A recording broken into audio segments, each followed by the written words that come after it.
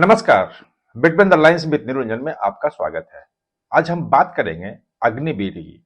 और अग्निवीर पे एक बड़ी खबर आ रही है। सरकार एक बड़ा प्लान लेके सामने आ रही है। उस प्लान पे बात करने के पहले उसके बैकग्राउंड को समझना जरूरी है, तभी उस पूरे प्लान की अहमियत को आप समझ पाएंगे।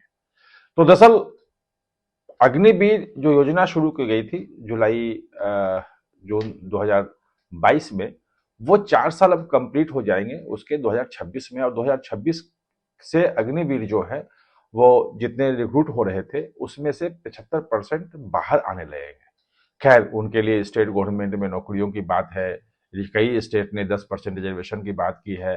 जो केंद्रीय पार्लियामेंट्री फोर्सेज हैं, आईटीबीपी है, बीएसएफ है, सीआईएसएफ है, सीआरपीएफ है, इन सब ने भी अग्निवीर के लिए रिजर्वेशन जो है वो घोषित कर दिया है, यानी कि जो निकलेंगे उनको नौकरी लग जाएगी। लेकिन एक प्रॉब्लम दूसरी खड़ी हो गई थी।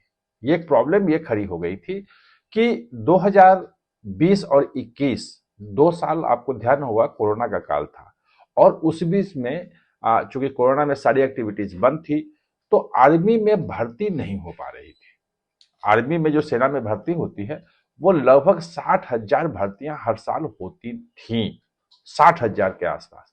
और वही लगभग 60-65 हजार लोग मतलब जवान जो है हर साल रिटायर होते थे।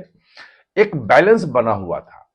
तो जो 20 और 21 में जो भर्ती नहीं हुई, उससे लगभग अभी जो हिसाब आ रहा है कि 1,75,000 जवानों की कमी है। ये सेना ने एस्टिमेट लगाया। इसमें सेना भी है, वायुसेना भी है, और वो भी नौसेना भी है। इसमें जो सबसे अधिक जो खाली है, वो जो कि खाली है लगभग 1,75,000 जो है वो सेना में है। और 25,000 38,000 के आसपास वायुसेना और नौसेना में सीटें खाली है। अब ये जो खाली है, जवानों की कमी है, इस कमी को पूरा करने के लिए दो बातें चली थी। एक तो ये चला था कि अग्निवीर जो आ रहे हैं, जो भर्ती हो रहे हैं, अगर उसको 50% रिटेन कर लिया जाए। जो 25% अभी है कि केवल 25% सेना में रहेंगे, बाकी 75% रिटायर हो जाएंगे, बाहर चले जाएंगे।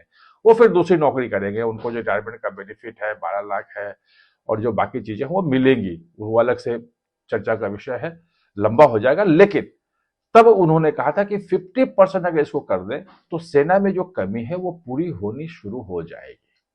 लेकिन उस वक्त उस पर सवाल उठा कि भाई ऐसा करेंगे तो कैसे करेंगे।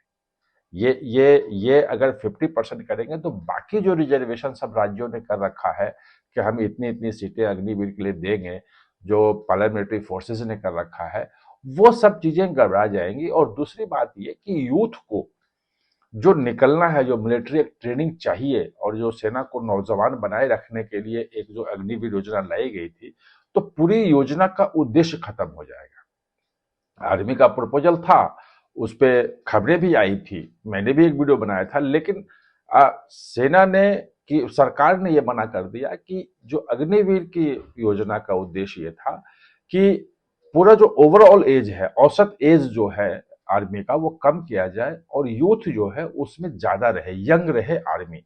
उसका मूल उद्देश्य ये था। अगर हम उसमें रिटेन कर लेंगे 50%, तो मूल उद्देश्य वो हट जाएगा।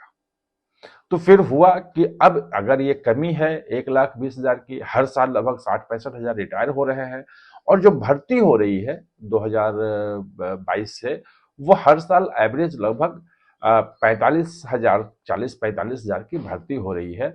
और अभी तक ये माना जा रहा है कि जो पूरी की पूरी भर्ती हुई है वो 1,75,000 की भर्ती जो है अभी दिसंबर तक कंप्लीट हो जाएगी, ये एस्टिमेट आ रहा है। अब बात यह है कि ये जो कमी है 1,75,000 या 2 लाख के आसपास की, ये कमी कैसे दूर की जाए, ये एक बड़ा सवाल था। और उसके बाद यह फैसला हुआ कि अब अग्निवीर में जो हर साल भर्तियां जो 40,000 से 50,000 होती थी, उसको बढ़ा करके 1 लाख भर्ती कर दी जाए।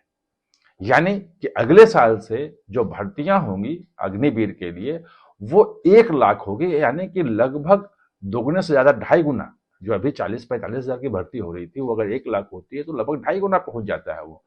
तो अब यूथ के लिए अग्निवीर में ज्यादा अपॉर्चुनिटी होगी।